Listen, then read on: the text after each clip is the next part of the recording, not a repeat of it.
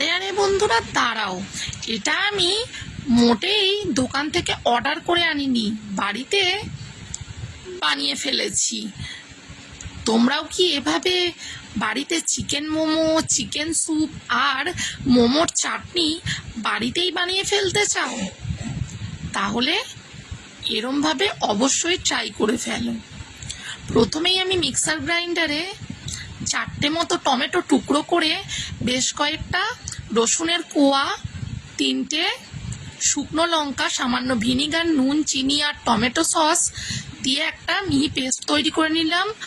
এবার কড়াই সামান্য তেল গরম করে তার মধ্যে সেই মিশ্রণটা দিয়ে দিলাম সামান্য লেবুর রস। ব্যাস, টেনে এলেই তৈরি হয়ে যাবে মোমোর চাটনি।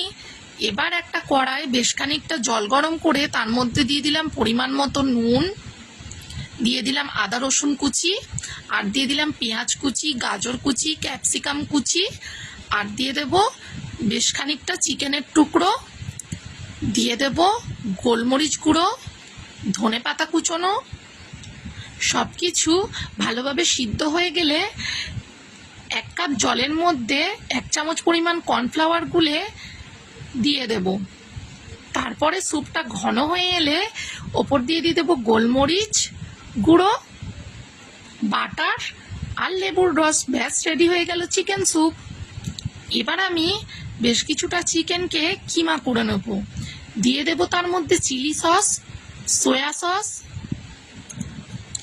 দিয়ে দেব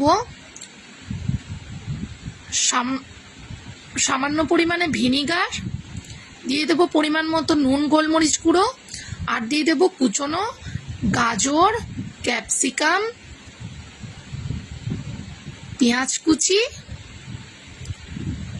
আর দেব আদা রসুন কুচি, আর দিয়ে দেব ধনে পাতা কুচি। সব কিছুকে ভালোভাবে মেখে বেশ কিছুক্ষণের জন্য রেখে দেব। এবার মোমোর জন্য ডো তৈরি করে নেব। বেশ কিছুটা ময়দার মধ্যে নুন, সাদা তেল দিয়ে অল্প অল্প করে জল দিয়ে একটা নরম ডো তৈরি করে নেব। এবার আর কি, সেই ডো থেকে ছোট ছোট করে লেচি কেটে বেলে নেব। তারপরে সেই চিকেনের পুরটা ভরে একটা মোমোর মতো শেপ দিয়ে নেব। এবার একটা ফুটো বাটি নিয়ে তার মধ্যে চারদিকে তেল বুলিয়ে নেব।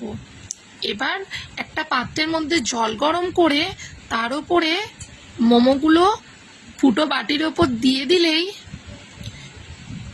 15 মিনিট ওয়েট করলেই রেডি হয়ে যাবে এরম সুন্দর চিকেন মোমো।